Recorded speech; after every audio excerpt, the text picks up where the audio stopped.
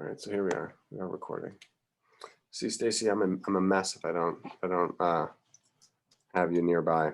Okay, so the way that like I said, I was going to start with the kind of the back of the head, and it's for me, it's like twofold. I'm going to combine knowledge sort of because they're kind of the same things, like repeated over and over again. So for me, getting the back of the head is actually really helpful because then I know where the edge of the paper is. So I'm going to have a flat top or an angled top, angled back of the head. And then I've sketched these a couple times. I should zoom out even more because this one, you can really see like the brow ridge. You see this brow ridge up here? It's a really delightful. Oh, I didn't see that. I know. This one's in profile and this one's in 3/4. That changes my entire drawing. Well, I hope I didn't ruin it for you. Well, I got forehead, brow ridge, nose, and most noses, they do have the bone and the concavity into the ball of the nose, and then we'll go under. Get a nostril hole, nostril flare, little teeny lips, little pursed lips, and then epic jaw. And the jaw goes almost to the back of the head.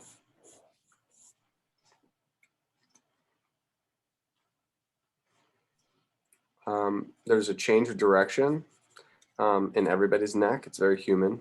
I also see how it's kind of worn down right here. I wonder if they were like also wearing like scarves or ornamental like fabric. It almost looks like there could have been something that was like almost like a mannequin. Anyway, like I said, it's just my little theory that these were kind of scarecrows. So and like there's a little line right at the pit of the neck. It's helpful. And then the angle for the torso. We can call these shoulders because they're definitely getting very anxious about the time. I know. I'm not going to live forever. These guys got arms. These two, I guess that used to be an arm before it fell off, but these two definitely have arms. We'll throw a shoulder, get a little armpit into the elbow, and that elbow goes all the way down to the wrist. I don't see any hands to speak of. There's like a nice little belly though.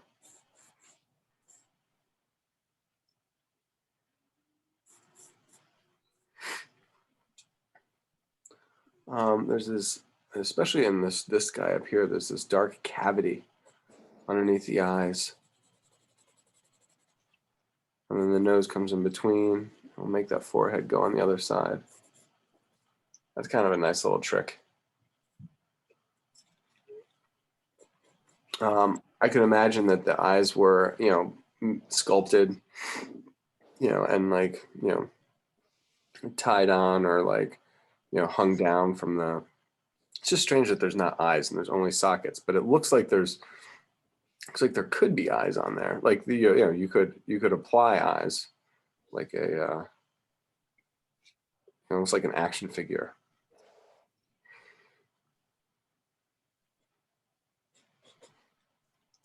All right, cool. Now thinking in terms of anatomy, there's these really interesting cheekbones up here, and those cheekbones are really important because they allow you can actually get like the cylindrical nature of the head. So it's the light's coming from up here, and so the back of these sculptures are in the shadow, and then they're gonna curl out to the front and get lighter. The neck, everything underneath the jaw, the light's from up above. So the underside of that jaw is nice and dark, and then the whole neck is in shadow. because the neck is skinny compared to the jaw. And you can actually see the way that sculpture throws its shadow on the top of the chest as well. So I'm shading individually the neck, as well as seeing the shadow on the shoulders. The inside of the armpit and the side of the rib cage are in shadow, and then also the back of the arms. The middle of the arms to the back of the arms are also in shadow. That's fun. Depending on which base you choose to do, all of the bases have a kind of a deep, dark moment where they're in contact with like the stone basin that it's perched on. Let me move mine up a little bit. Oh, Trevor, could you please move the square, the yellow square? Do you know that I thought that was part of an ear? Yeah, sorry about that, Stace. Yeah. It's okay. Let me try to move the square. I feel rather silly. I'll put it down at that corner. I don't know how to remove it completely. I still have to get a nice camera instead of using my iPad. So note, I'm just looking at the lights and the shadows here. There's a little notch at the corner of the mouth, the corner of the nose rather, and then the plane underneath the nose looks like it's pretty dark. Underneath this lip might be kind of dark. But there's all these other textures, so you could kind of like, you wanted to, it's kind of like the moon. When the moon, moves into the light into the dark side of the moon, that's where you get to see all the craters. All these textures. That was the time, yeah. But we're not. We're not married to the time. We can deviate. I just wanted to add a couple. I wanted to make some marks that said rock, and where you're picking up, a lot of the texture is where the light turns into the dark. And I'm not talking about the kind of the moldy growth on the outside of the stone. I'm talking about like actually the roughness of the stone itself. And that being said, if you had if we had like the right color, we could also add some. So this is my Easter Island sculpture. It's a composite. It wasn't any one of them in particular. The front of the neck feels really dark for some reason up against the sky. Similarly, the back of the neck too.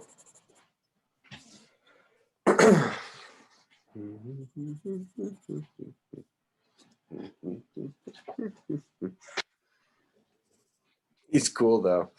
I like it's a little different. Oh, look at that guy up here. So I'm looking at the side of the forehead, and maybe that it looks like part of the forehead broke off. There's that chunk there. But what are you gonna do? Then there's some the separation between the bridge of the nose and the cheek. I wouldn't put an aggressive line there, but I'm looking at all of them, and they all stand out. There's like a dark line. Nice.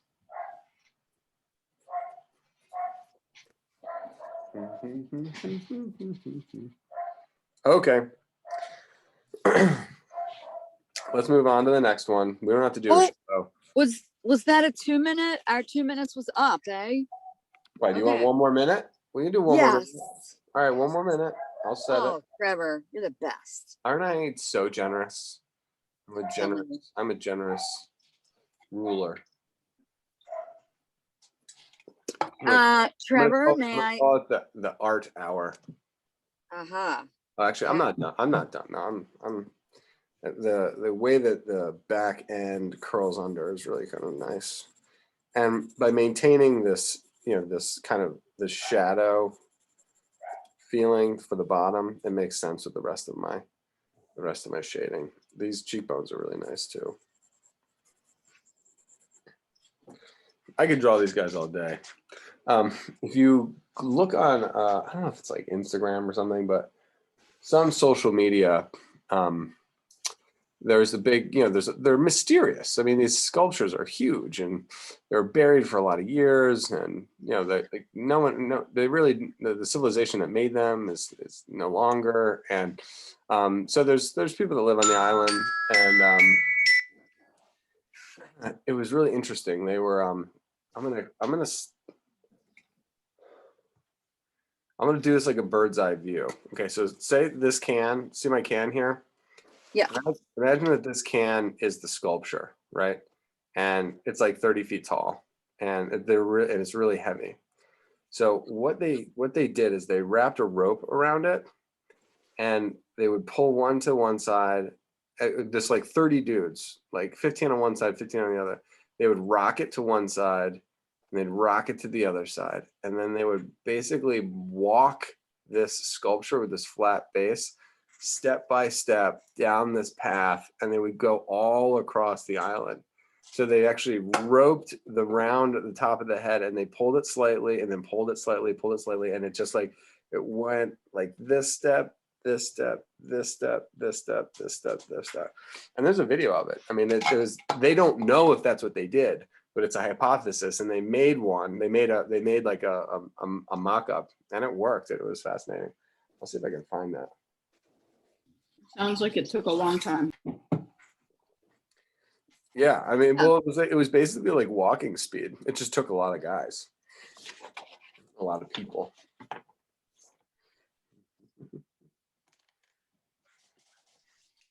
So if you guys go to Sam's Club, I got this paper cutter, and I'm telling you, it's been like the best decision I ever made. So you slice it, and here's my girl. So And dice it. put this down, adjust it, slice it. You cut everything down, and you don't have to waste any paper. At least you try not to waste paper. So there's this guy.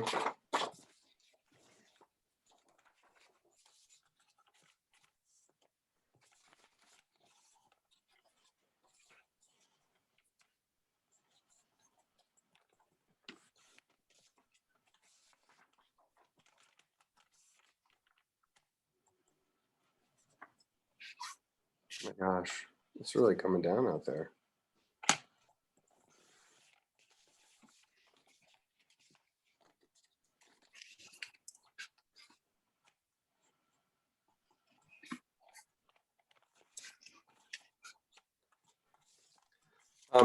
So I can zoom out a little bit, but it's just a little paper. It's like a at-home paper cutter. I've been just like loving it. Look, now he's on Easter Island. Oh, I love it. I should glue him into the book. That's so cool. It is kind of cool. All right, I got two keepers. Where'd my other one go? Where'd my girl go? Oh, here she is. Okay.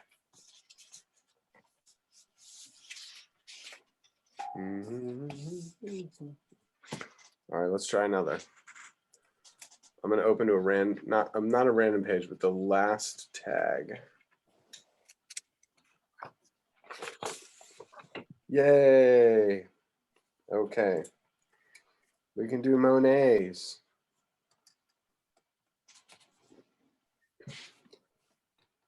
Okay, so these are like, Monet's trees. God, they're so pretty. So this must be a stream, right? Look at that. All right, well, how am I going to do this? I'm going to leave all of them up. I'm only going to draw one, because I don't want, I mean, I feel like it's almost insulting to like cover up any of them. All right, so I've got all four. And I think you guys can see all four in their totality. You got to deal with that. You got to deal with that corner. I apologize. The shadow in that corner. So you can do, yeah, maybe just choose one. I don't know. You can choose whichever one you want. How about we do this? How about we choose one, and we'll do 5 minutes on one, and then we'll do another timer and we'll do 5 minutes on another. So at least you can get an experience with two separate chunks. And if you do 2 and 1, then you can have all 4. Yes. Okay, here we go. 5 minutes, party people. We're in the impressionist wing of the museum. Right, here we go. Oh my God, the timer's on. So just for the heads up, I think I'm going to do this one, the one in the middle. I don't know why. I keep gravitating towards that. It looks like there's 2 dark purple ones and then 2 light ones. You go from left to right, right to left. Who knows? On your marks. And if you have color, this might be the time to use it. On your marks, get set, go.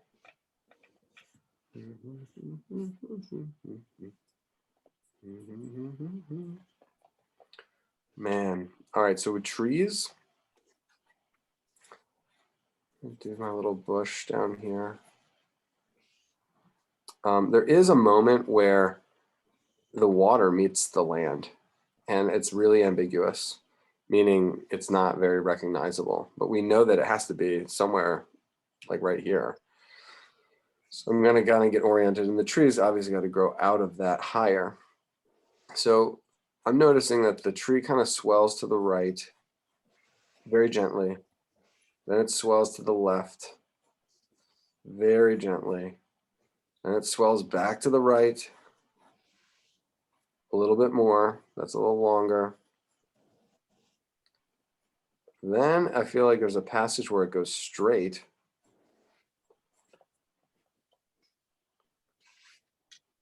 And then does it do maybe a quick right, a quick left, and then a straight out of the picture? Wow. Okay, so this is how I subdivided it. And you could have found it a very different number of a variety of different combinations. It almost feels like they're spiraling a little bit. I wonder if that's the case. I wonder if this kind of runs this way, and then it, like a candy cane, it twists back around, and then back around again. I don't know. I'm just thinking out loud, guys. And this is what you get to do. When you go to the museum, you can you think about the paintings by sketching them, asking yourself questions, and then trying to answer them. All right, now my bursts. There's like this burst. It's delicious. It's just delightful. Burst of leaves, and they're paint strokes. And he's painting blue sky, light blue sky, on top of purple leaves. He's got some pink notes in there, and then he paints blue sky on top again, and then purple on top of that again. I need to come up with a code of mark making that can mimic these kind of impressionist brushstrokes. And I'm looking down here at the bush, or the kind of the foliage. No pun intended, the foliage at this angle. I'm not saying that there's wind or anything, but there could be like the nature, like a growth pattern. It's angled to the left above, like in reality, and then it's reflected in the water. So it almost makes like an arrow. So it's angled down to the right here, and then it's angled up and to the right in the reflection. Down to the right, up and to the right. The long story short on this, well, the tall story I should say here, is that the tree trunk is dark. It's a dark, and it's not, but it's not like black. Like it's not black paint. It's dark purple. Impressionist paintings, the darkness, it's like a higher key. So like when you do like high colors, like very colorful pictures, like pastel colors, the darks don't really go that dark when you compare it to like black. Even when I'm comparing it to my pencil, like graphite pencil is gray anyway. You know what I mean? So, I mean, just the fact that like my pencil is able to go darker than any of these purples in here is like amazing. it just shows how light it actually is, how light purple it is. Anyway, so it's got some nice silhouettes, you know, purple outside, orange on the inside, really pretty on that tree. So the alarm's going to go off in a second. Ah, I know, but we'll do another 2 minutes, and then I think we should try another tree. I mean, the whole point is that the second tree, you know, we'll be able to compare the one tree with another tree. And and this one is like kind of populated with the most amount of leaves. And I don't know if it's like these are dead trees and these are vines growing on them, or whether it's just like the nature of the tree to have this type of this growth pattern. But as you're making the marks, you want to think trunk and leaves. I mean, those are the only two things. Like so far, those are the only things that we really drew. I mean, we drew the bushes and the grass on the bottom, and then we drew the trunk, and then we drew the leaves. And in one sense, it's like really incredibly simple. But in another sense, it's okay to have simple compositions when you have kind of like complex color arrangements. You don't have to make, it doesn't have to be like a dress with a million folds, you know, like in the beginning. It can be just like a very simple tree with very simple properties. And landscapes can be very like forgiving in a way, meaning like it could look really beautiful even if you deviate a lot from what you're seeing. Whereas if you do a portrait of someone's face and you move, you know, I could add 3 more clusters of leaves and it's going to look like a beautiful tree. If you add 3 extra nostrils, it's not going to look right. So it's just a different mentality. Okay, so Stacey, I'll give you 1 more minute on this one and then we'll switch over. okay. I so appreciate that. Yeah, you're welcome. And Like, and also as you're I mean, you just because the background's light and just because you're working on paper, doesn't mean that you don't have to not address the background. I mean, you can put in the lightest little texture. And it's really just a delicate treatment of the sky. And there's a light blue down here. There's like a reddish purple towards the top. And then there's this pink. I mean, I didn't even notice this until I was addressing the background. I was claiming that there was only, you know, grass and reflection down here, but there's not. There's a distant row of trees that are, you know, this beautiful pink and yellow at the base. It's just so lucky.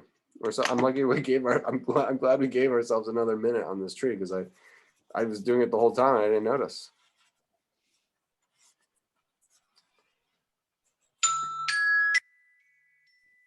It is so loud. oh my goodness. I need Kristen up here to help me figure out how to make it not as bright. Okay. Wow. Yeah, my tree's not very good.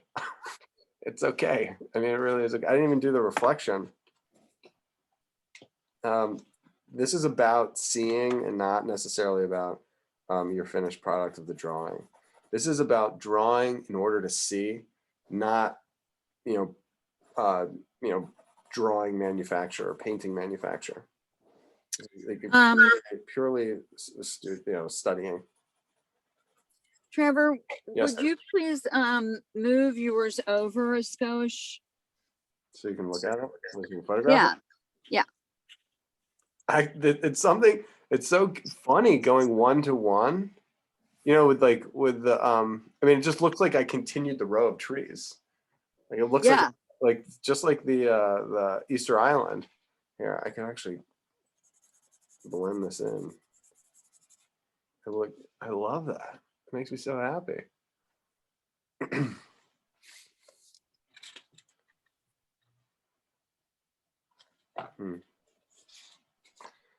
Okay. What if I did? That would be smart.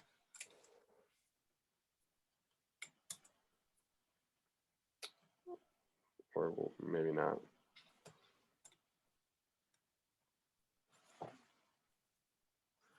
Now that's a challenge. I was gonna say, if I squeeze this on here, You can see all four, but then I would have to draw in my left hand. I was just trying to save this trying to make it so this piece of paper could have two on one. And you can see me draw it at the same time. All right. I think these trees are worth it. I think they're worth it to do one more. Maybe if I recommend everybody not do the first one, because my hand's going to be covering it.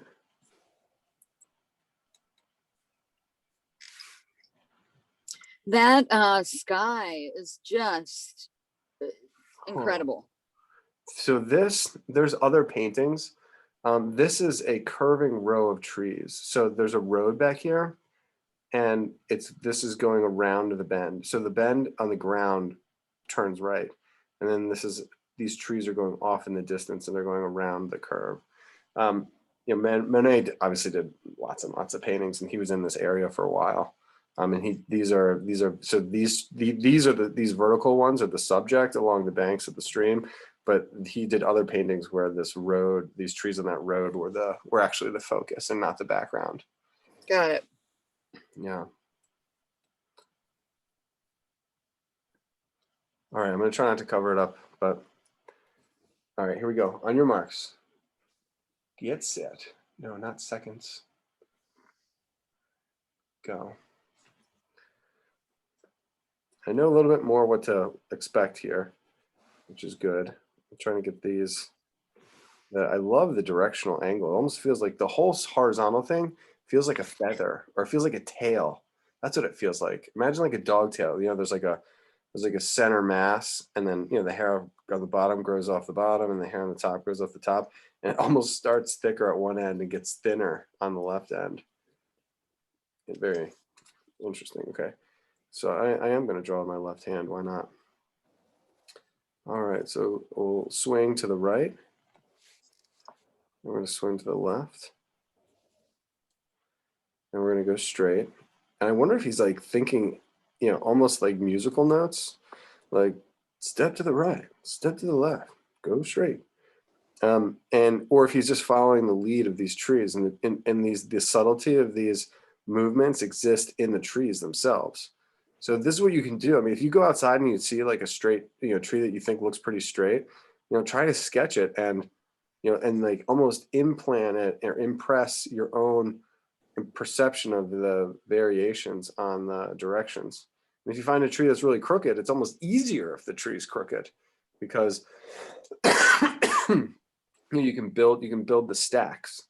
You can stack one shape. So this is the one that curved to the right. This one curved to the left. I'm doing the first one. And then up here, it seems like curves to the right. And it curves to the left. And most trees, start with their tree trunks that are really thicker at the bottom and get thinner. And these do as well. Don't get me wrong, they do, but they don't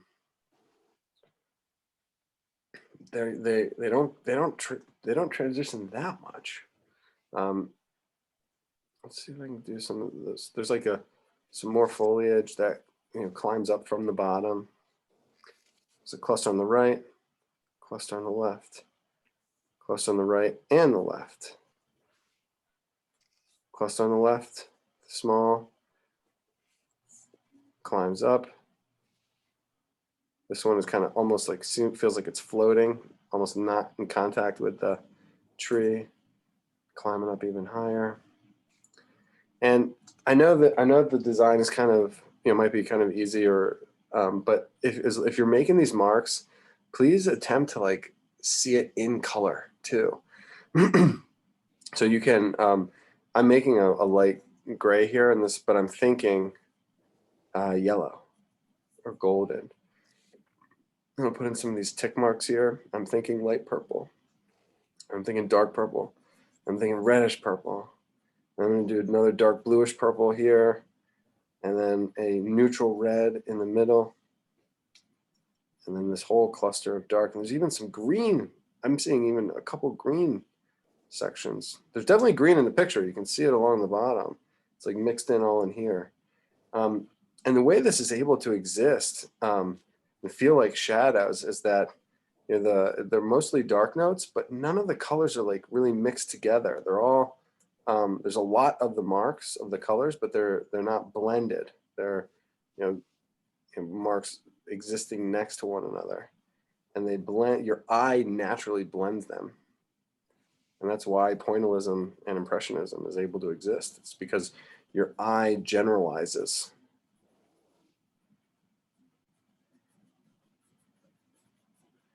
Like involuntarily. I can't even believe how pretty these light blue trees are, or light pink trees. The pink and yellow trees off in the distance.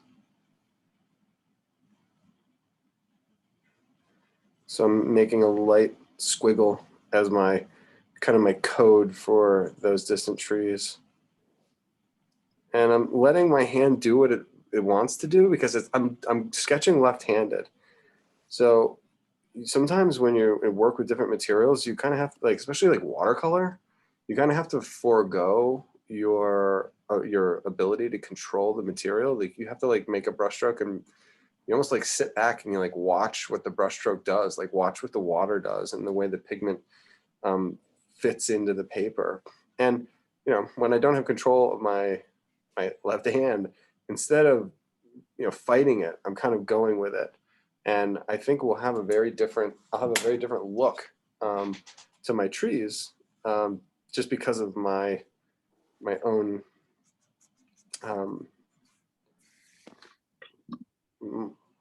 the variations in my hands, in my left hand from my right hand. Same brain, same ideas, different tool. It's like almost like a different brush.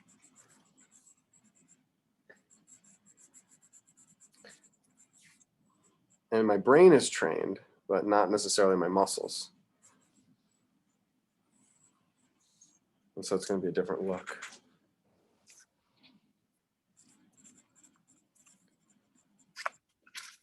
And it's so interesting because it's almost like someone else is drawing this. Because I sometimes your style is able to come through so obviously when you're making your own works, it's so familiar. Then you do something like this, and it's new. All right, that was good. We'll add another minute to this one, and then we'll move on to the next section. Move on to another era. So we've been to England in the 16th century. We've been to France in the 19th century, and we went to the Easter Island, whenever that happened.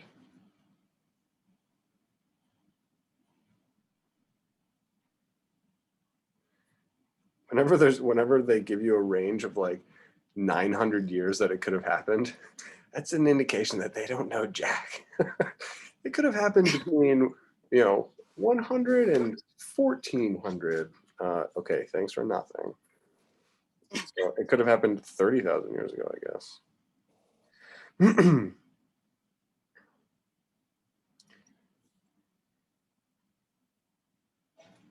This is cool.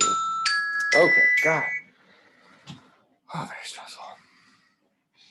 Maybe if I put it in my pocket, or maybe I sit on it.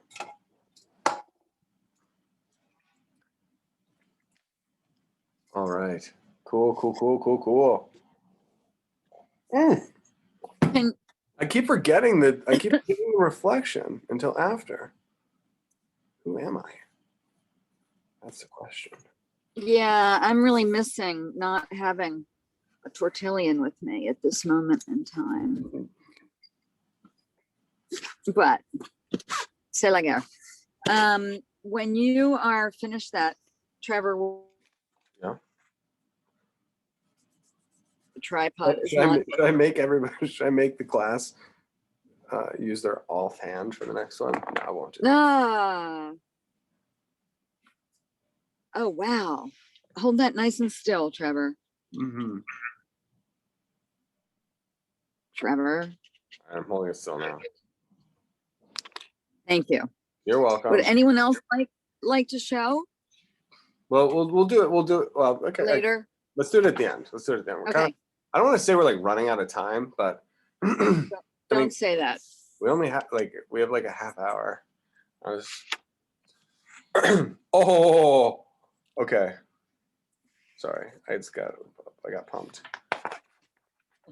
There's a couple things we could do. Who was the artist that we just did? That was Monet. Oh, really? Mm-hmm. And now I'm wondering if we should do we could do Oh, some cherry blossoms. Is that good? Cherry blossoms good? It's very seasonal. yeah. And and we did Van Gogh last week, and you know, Van Gogh's cool. He's cool. I think what I'm gonna do is just show you this, and I'm just gonna sketch, but I'll sketch off screen, just because it's like I don't want to cover up any of this. It's bad enough that this corner is covered.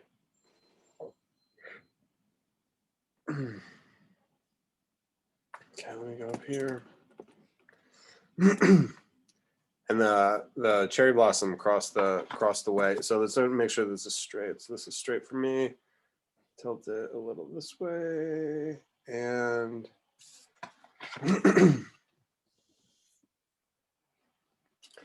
and there we go. All right, team. Man, this painting definitely deserves more. I'll talk my way through it, and you guys can, you know, you can hear me, but you don't have to see me. On your marks, get set. We'll do 6 minutes on this one. Lucky 7. 7 minutes. Go.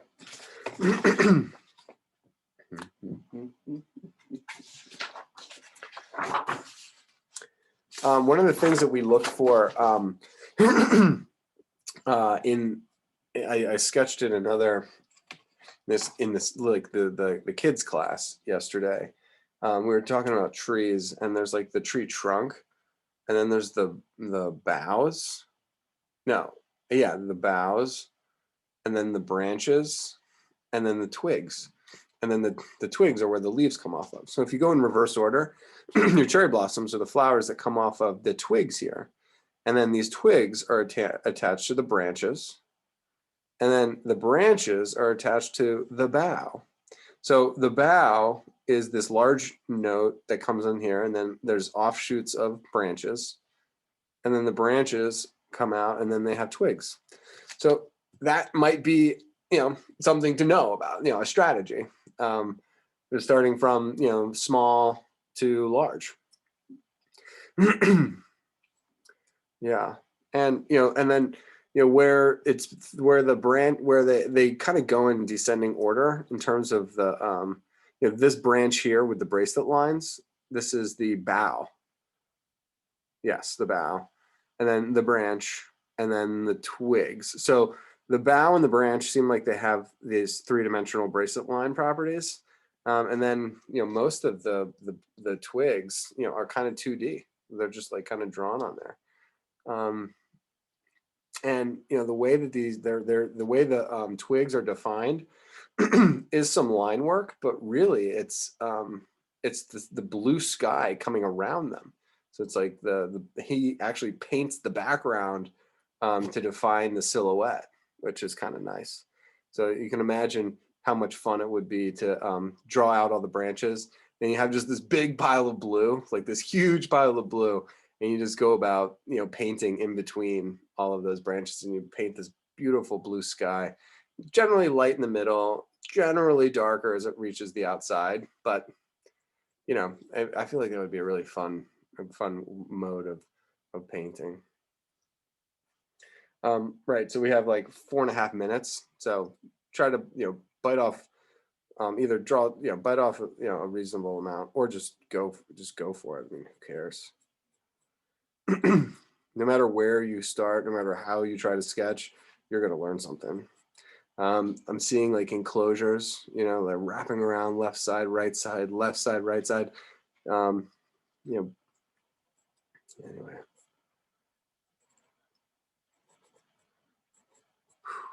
Nice. And you like nice little changes of directions. These feel like they're spiraling. Man, how does he do that?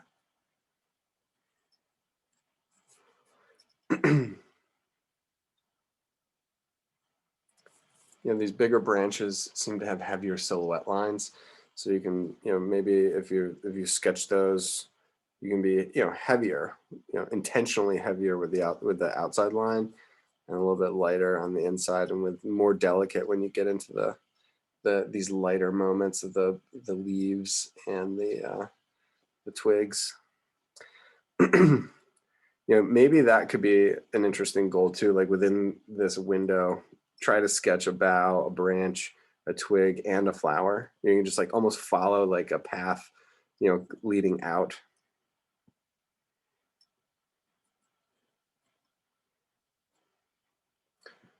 And then it doesn't have to connect. You know, your piece could be completely disconnected. You could do, I'm doing this one right here. I did this one down here.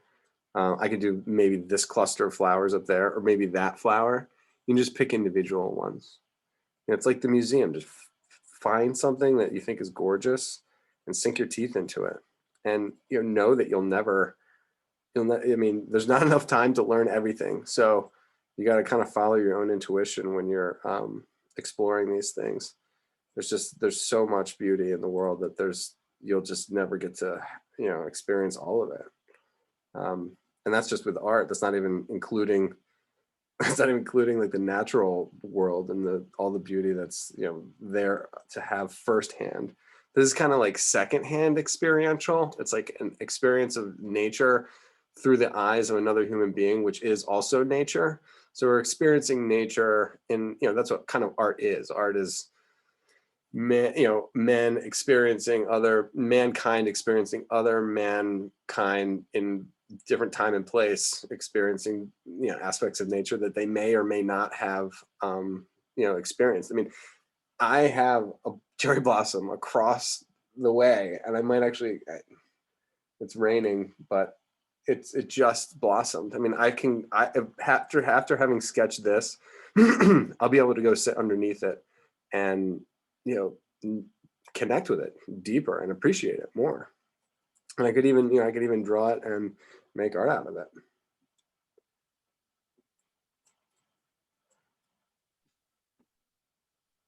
Excuse me, Trevor. Yes, Dace. I will be saying goodbye. Okay. The game has ended, so Morgan will be getting in the car momentarily. Did Gilman win? I have no idea. Oh, okay. Well, actually, I can stay for a few moments because he's going to need to change. So, very good.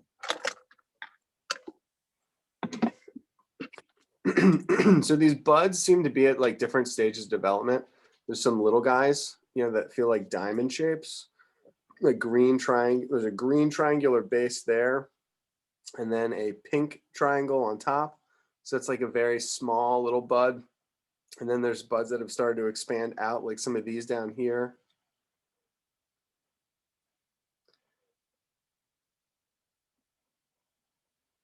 And then there's full-blown flowers.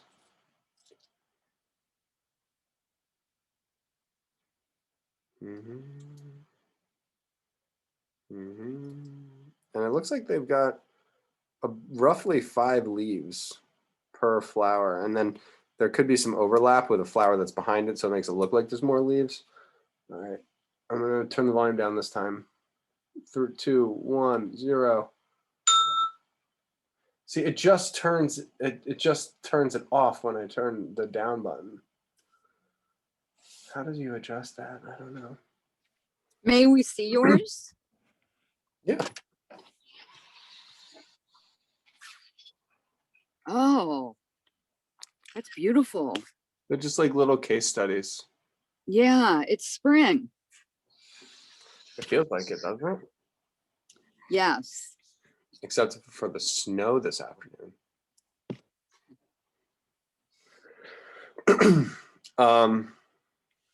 All right. It's 5:33. Let's do this next one. This is like the Van Gogh hour. just gonna, hopefully this doesn't freak everybody out.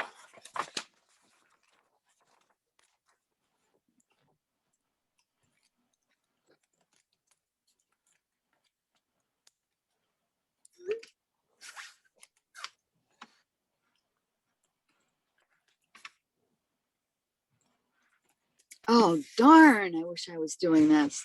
Well, that's okay. I can take a picture of him. Oh.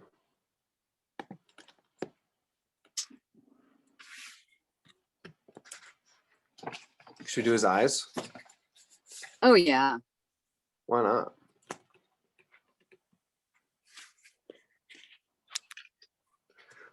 This is one of the few that are actually really large. The prints in the book are large.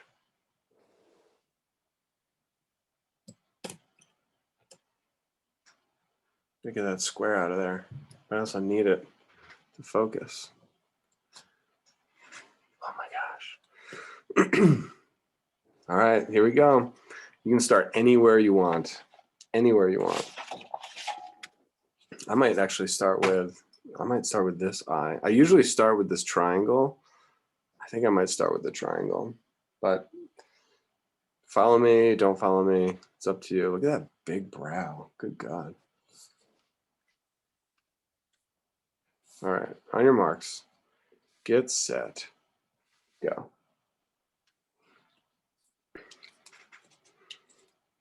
All right, so I've got this little triangle with a keystone. It's so interesting. And then the bridge of the nose branches out here, and you can actually see the top of the bridge of the nose with these like straight lines. He's making this like furrowed brow expression. And I don't know if it's a mood thing, but you've got this inside of the eye socket. And then we're going to come in and nail down that tear duct. And remember last week when we were talking about the Van Gogh eyes, I was like, what the heck, man? He like left out the tear duct because he doesn't usually do that. So we go up, we're going to come across, and then we're going to go down. That is kind of classic. This is classic Van Gogh's upper eyelid. Comes up, it goes across, and then down, and then he varies it up where he gives us the a curvy bottom. The lower lid is more curvy.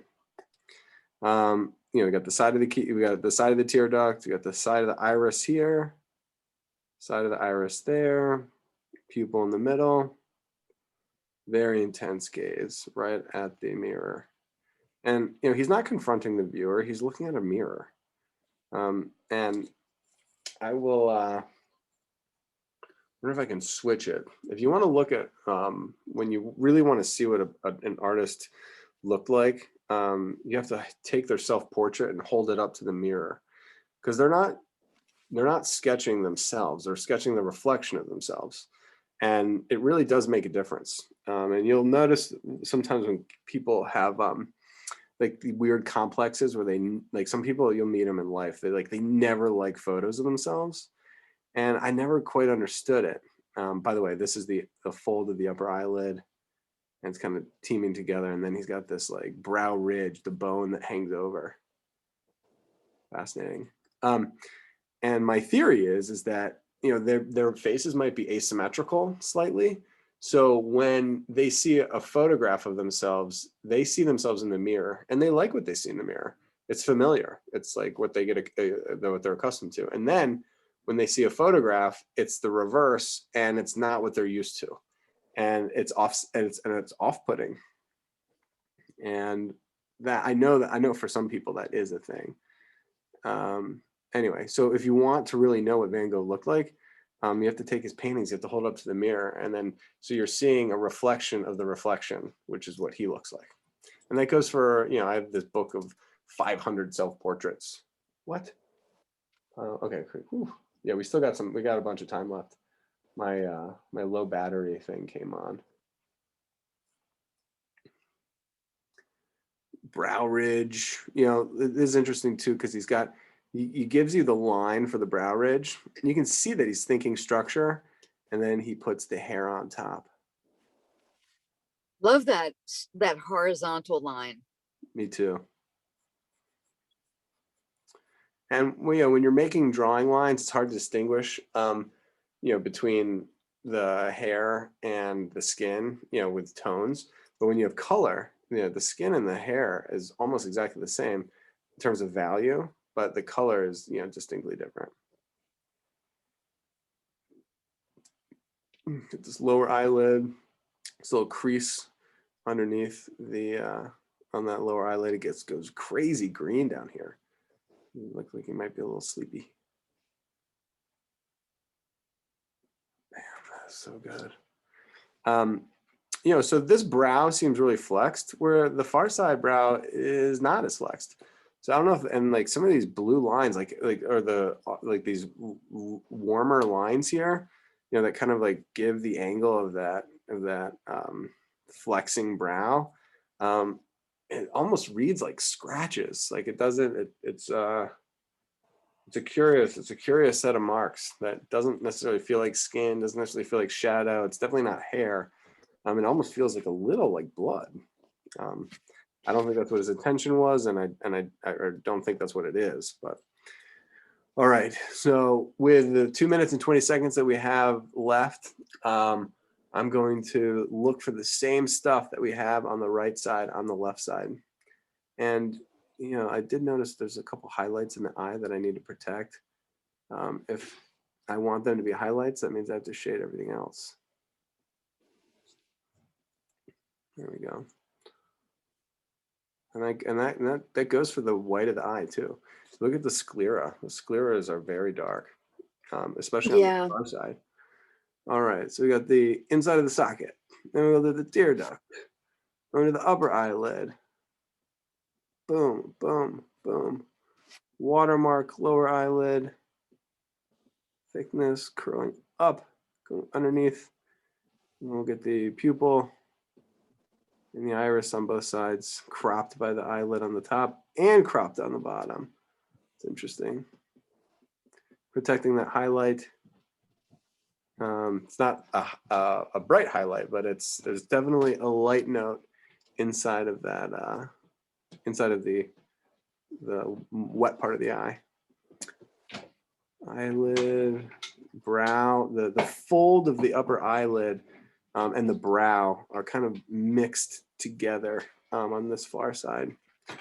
And you can actually see sort of like the guy from the Galapagos, his brow ridge came up and then passed around to the other side. And that's what this eyebrow ridge is doing. So it comes up from here, goes across. You see the hair, turns the corner, and then wraps back around.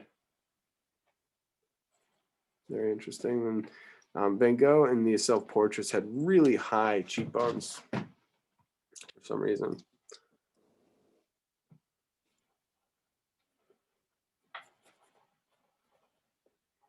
Now I just have to gently shade all that stuff. 18 seconds. We get these eyebrows in here.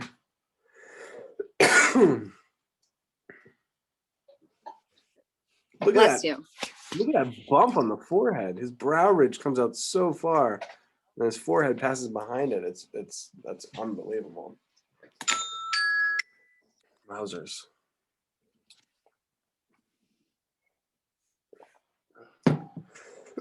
This coffee is drying out my throat. Can you bring me up a cup of water? Thank you.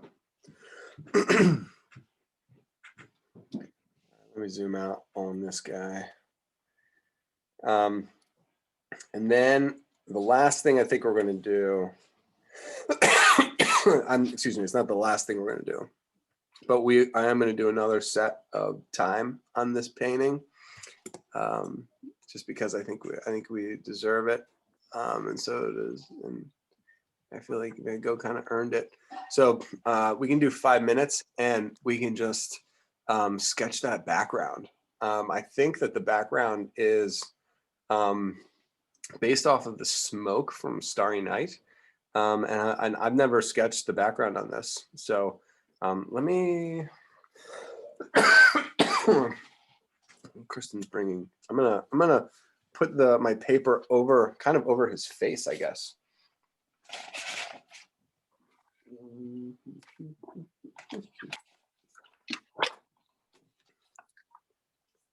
And I'm just gonna look and see what the look and see what this background's doing.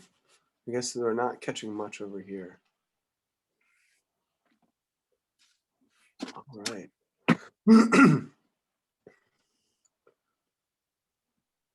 Amazing. Hmm.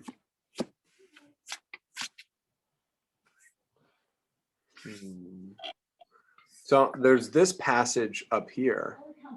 It's really interesting with the curviness. You know, swerve to the right, swerve to the left, swerve to the right, swerve to the left. And there's these little like, is it periwinkle? What are those little shapes? Oh, hey, Bales. Thank you so much. I thought periwinkle was a color. I think it is a color. I see that like as an elongated circle at one end, What like a is little thi- like What is this shape? like put a 'em- they put 'em on, they put 'em on ties. a tie clip. No, it's like a pattern. It's a particular type of pattern. Paisley. Is that what it is? Paisley? Yeah. Yeah. Okay, so it's like kind of, I see little paisley things, but I see little spirals. Yes. I'm just gonna go for it. I might actually sketch all the way up on this side. Let me make sure that we can see everything. Oh yeah, there's all that pattern that was missing. Okay. All right, 5 minutes. Let's do this background. It's where is this painting? 9. Oh, that's so frustrating. It doesn't say.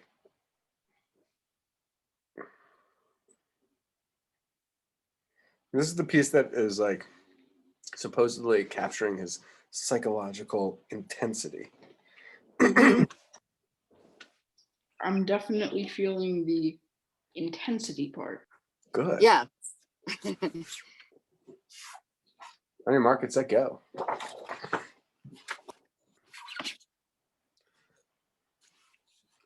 I wonder, I guess it carries over a little bit into the fabric of the jacket too. Mm-hmm.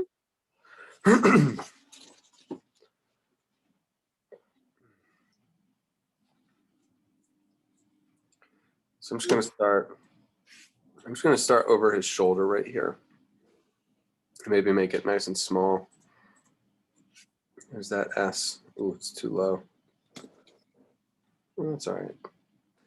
So this is what I was talking about with the this periwinkle, not periwinkle, paisley. Paisley. Yeah, this paisley idea. Oh, now I see where you are seeing it. I didn't see it in the piece when you were speaking of it, but now I see it. You do want to think. You do want to think smoke. And then the paisley is an S curve, and I guess I mean what you're saying with the yin yang, it's totally true. So this yin yang is echoed. You have a series of echoes that run this way, Echo. and then that one paisley leads up into another one. So you have like a swelling that comes along that side, and they do kind of connect. The top from the bottom, not like over, not like consistent lines, but they are. I mean, there's a consistent flow, not consistent brushstroke, but definitely a flow of movement that was intended. Okay, cool. And then they separate a little bit, and you get the second paisley S curve. And I don't know if that's the way to go, is to get the full S curve, or if you just kind of create the S curve gestures from doing a swell to the right and then a swell to the left, and then that rolls up and turns under itself. I'm looking at this one right here.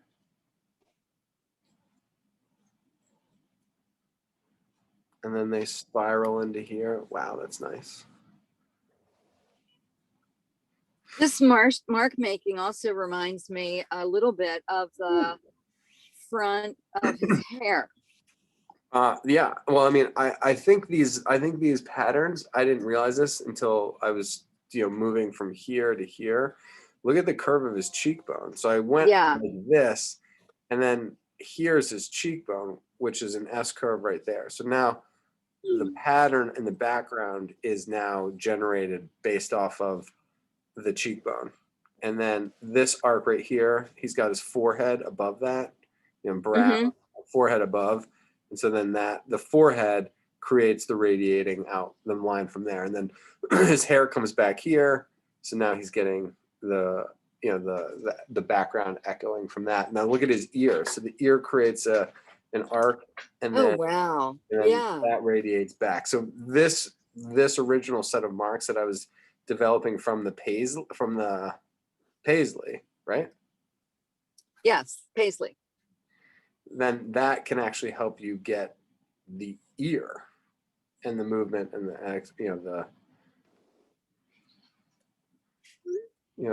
way that his hair, man, he's got some serious neck hair, coming down and transitions into the jacket. Yeah, this also is very creates a vibration, which really gives this piece it really elicits a response. Just Yeah, I mean, because the movement. it feels like an aura, because the movement and the pattern is generated from the subject. Yeah. In What's many interesting, occasions. I'm sorry, I didn't hear the last thing that you said. I mean, for many parts of it, but Yeah. not here, not down here. I mean, these are kind of like a mirror image of one another: the jacket and then the background. Yeah.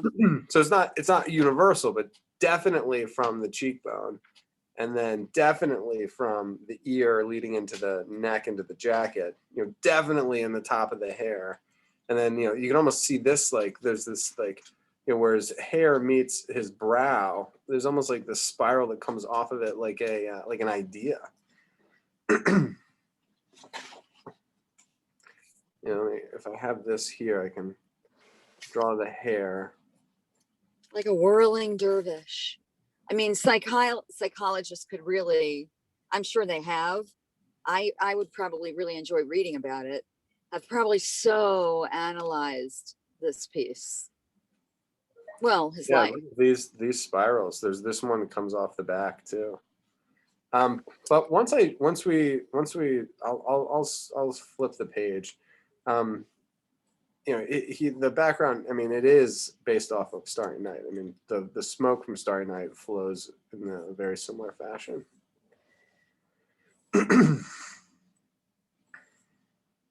So once you get the main movement, and it's nice that we have these like kind of gestural movements, kind of almost allowing us to relate back to like the figure from the very first series of sketches in the standing figures.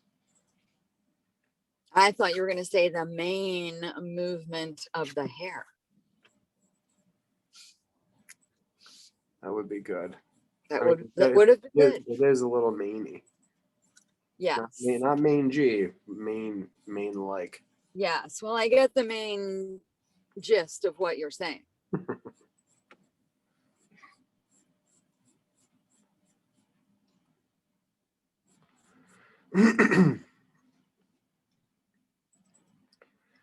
I'm hoping some of you guys did all these sketches on the same page. I think it could be like a really interesting collection of little details.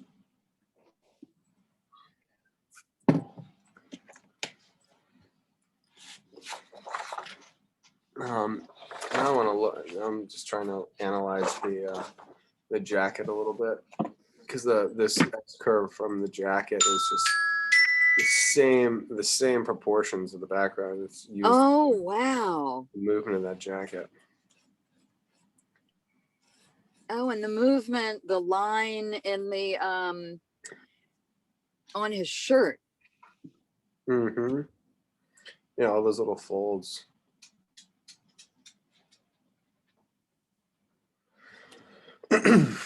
All right, y'all.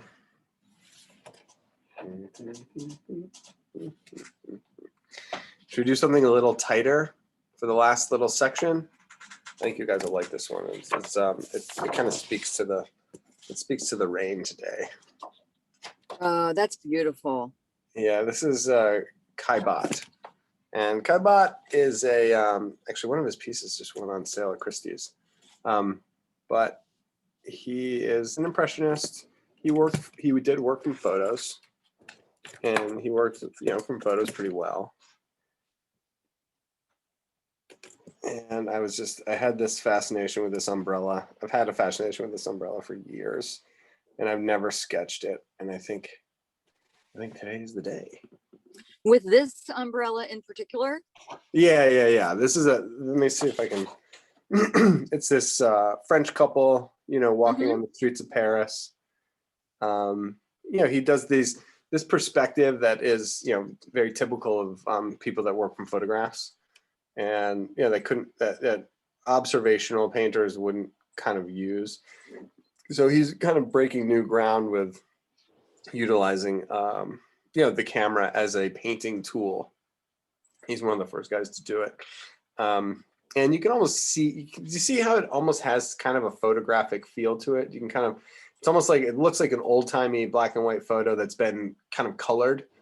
And that's just. Yeah, I could see that. Yeah. It doesn't make it less valid. It's just, it is what it is. Okay. Get the right thing.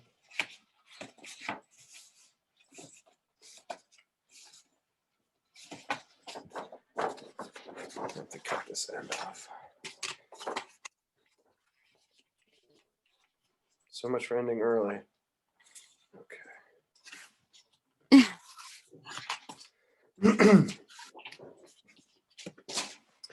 All right, party people. We've got this umbrella. I'm gonna try. I wish I could leave their faces on there. I think I can. I think I can still leave their faces on there. All right, on your marks, get set. And then I'll save we'll do 5 minutes on this one, and then if you guys don't mind sticking around and showing showing some of your highlights of the day. We don't even have to go over everything, though. It would be nice to see some highlights. Okay, so the nice thing is that there's not that many sections. Okay, so you only have 3 sections on the front of this umbrella. So what you definitely want to establish is the angle of the stick, and then you have this little cap at the top, and then all these other lines are going to be radiating from it. So we could start with this rainbow down to the left, starting from this arch, starting from the pinpoint, that's like kind of a structural beam, piece of, probably wood, maybe metal, probably metal actually. And then we'll get this arch that cascades down this side, to use a term that my father likes to use. And then we know loosely where the ends are. So now we can kind of like establish like the relationship between this end and this end. I guess I'm gonna move this. I'm gonna zoom out just a little bit so you guys can see where I'm at. So I'm looking for the separation between this point and this point. And I think it's going to be a little bit farther here. And then this one comes over here. Okay, so then I'll do an arc up, back up to the pin. And I can do an arc up to this pin. And then this far end. Whoa, cool. Okay, so now it's like webbing. It's like a Batman, dude. Yeah. Do an arc here from this point to this point. Try to estimate the grade of that arc. You don't want to make it too high. You don't want to make it too low. I guess you could make it kind of low. The one I have is like straight across, but I think this is stylized. I think it's like supposed to be fancy. And we'll get this arch. And I guess there's this one behind it. Look at that one. Just hanging down. Okay, so I'm going to erase the construction line. And then the light is coming from our left side. And then this is the fun, I think the nice delicate part is that inside each one of these like triangles, call them, they'll have these very gentle value transitions. So the left side is light. So on this one where it like bellows in on the webbing, it's in shadow, and then it merges out of that webbing into the light, which is on that side. And then this arches down and we'll get the shadow of that. It's like a tent.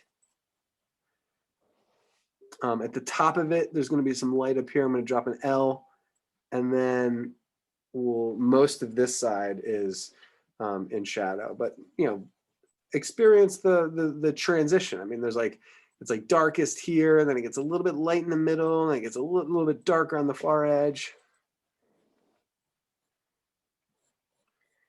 And Stacy, if you were wishing you had a tortillion before, you're really good if you had one now. Yeah. So now we got these little points here, and I can see this little lip underneath there, which is glorious. I love that dark inner portion of that umbrella. And then we'll get the same thing over here. Going behind the top hat. There's this top hat.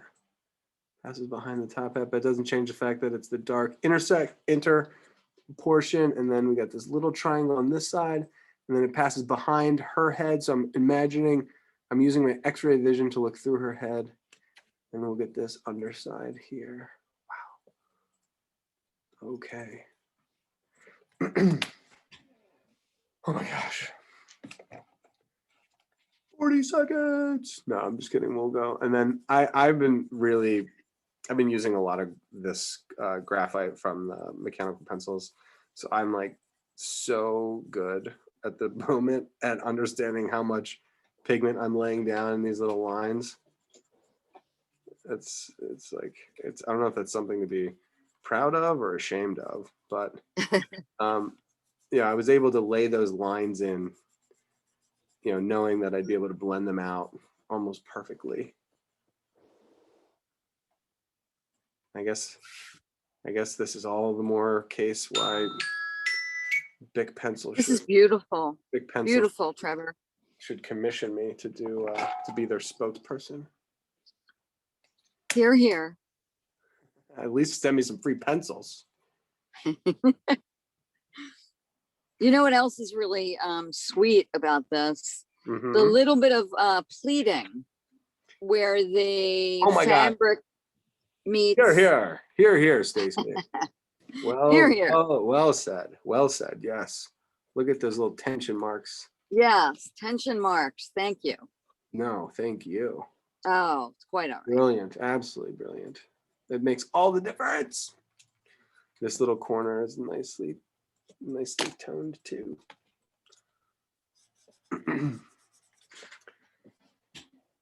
What a day, y'all. What a day. What a day. Yeah. Well, hopefully you guys sleep well. I know I will.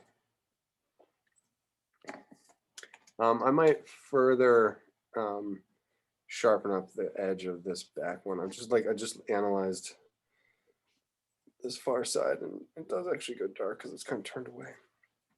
Maya, let's see what you did. Can we see? Are you going to get an A on your project? Well, you don't really get a grade. You just have to submit it on a certain website. Oh, all right. Well, I wish I took chemistry like that.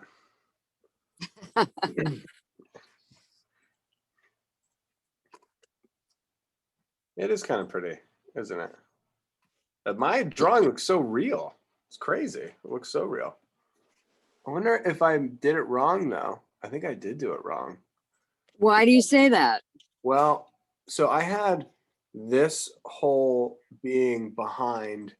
It is. One. Yeah. No, I don't think it is. I think this one is in. Oh. So I'm going to adjust it. I gotcha. So I think this comes here. And then this one comes out a little bit further. So there's this extreme Anyway, I might be a little tired. Might be time to take my Superman cape off, Stacy. Doesn't look like it at this moment. No, Keep it on. no, it's still on. So It's still will you be doing the heads? No, class is over. I'm gonna stop the share though. This is the title of this piece is not the floor scrapers. That's the one below this. This is called Paris Street Rainy Day. Paris Street Rainy Day. I might So Trevor, I might name this class Hunt Valley Street Rainy Day. hello. So can you erase those two lines that would have been your hat and complete that arc behind his hat? As you wish. Thank you. And I think that point here is coming up and linking to the one that's popping out. Yeah. I'm feeling better already.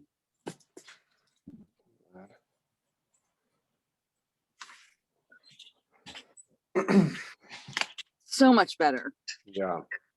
Kaibot's, he's such a nice guy. I mean, you can just tell the man is nice through his art. There's some people that you can't really tell. And then there's some people you're like, oh man, they must be really rough.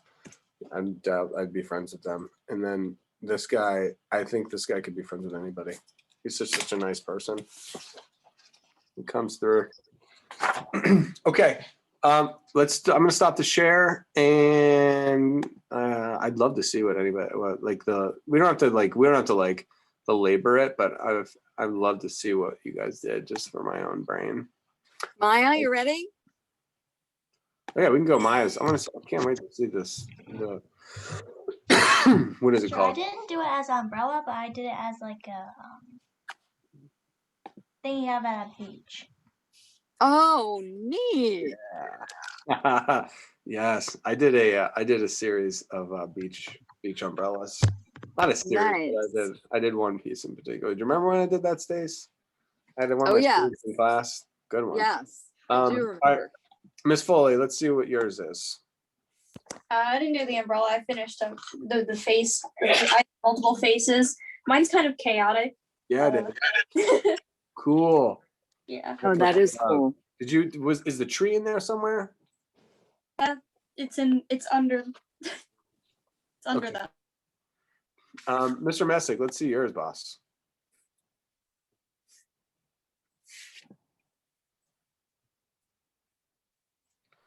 And Nico, Okay, you're on deck.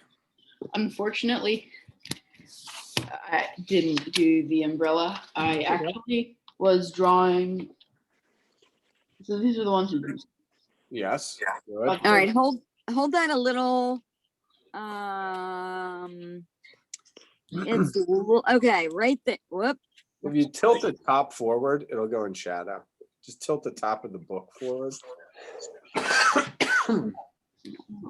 Yeah, it's not. Actually, the top forward, so it goes in shadow. It's too bright. Yeah, you're almost Okay. there. It looks Better. Better. Do have water. We might not be able to photograph it, but I can see it. It looks really good. Yeah, and the Van Gogh, that face with the eye is great. So I guess one of the main points about this lesson, guys, is that when you go to the museum, just bring your sketchbook. And if you have 30 seconds or 5 minutes or 2 minutes, that's all you need to pull out a little gem. Okay, Nico, great job, Mr. Messick. Nico, can I see your page, or you want to show? Highlight? I actually want to say real quick that instead of doing the umbrella, I did a lure because we were doing fishing today and we had the tackle box out. So I looked in the tackle box. I saw this really pretty lure. I kind of wanted to draw it. So That is gorgeous. Is that what that thing was in the corner? I saw that. yeah. I thought for a second I thought maybe it was like a variation on one of the trees, but yeah, I see it now. Nico, is yours up and I'm not seeing it? I'm gonna replace that pin. Replace the pin.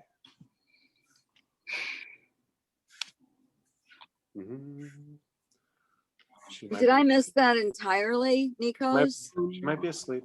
It's Wait. okay. Unmuted. Anyway, it's it's almost 6:10. So that was good, guys. I hope you enjoyed that. I know I did. So I did. We'll see you next week. Thank you so much, You're so Mr. welcome, everybody. Twist. Bye. Thank you, Mr. Twist. You're welcome. Bye, everyone.